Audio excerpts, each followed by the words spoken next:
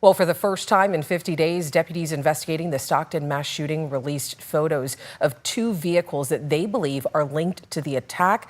The images were made public over the weekend and could be critical in this investigation. ABC 10's Gabriel Porras has also been following this story for weeks now and shares some updates on how the victims are doing and why investigators may be releasing these photos now. On that dark November night where 4 people were killed and 13 others were injured, investigators now say these 2 cars were somehow involved. This revitalizes the case. This brings new media attention, new interest. These images mark the first public lead investigators have released, and former San Joaquin County District Attorney Tori Verber Salazar says that may be intentional. From an investigator standpoint, why would they release these now? Because you need to move this case.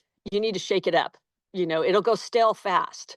And, other cases come along, detectives get busy, other shootings happen, things keep moving. And so it's hard to keep putting the enormous amount of resources that they put towards this case without seeing some progress. Earlier this month, the sheriff said investigators had received more than 6,000 hours of video in the case. His office has not confirmed whether these newly released photos came from that footage. They just need a break. Somebody's going to recognize this vehicle and said, my neighbor drives that car. Or I've seen, that night I saw my neighbor speed down the street.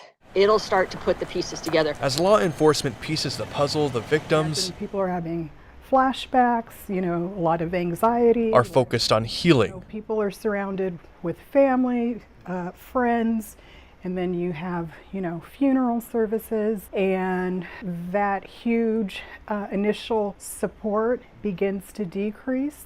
And so sometimes family members feel somewhat isolated. Therapist and social worker Alicia Harrison is now helping victims through that. Her nonprofit is offering services to several mass shooting victims who now, almost 2 months later, still don't have justice. As we know, the legal system does not move fast, and I know that, personally, that this can be very frustrating. Investigators hope these new images can shed more light on that dark night. I think it's so important that the community knows law enforcement's close. Okay, so it's time to come forward. In Stockton, Gabriel Porras, ABC 10. And of course, anyone with information can call Stockton Crime Stoppers, or you can also contact the sheriff's office.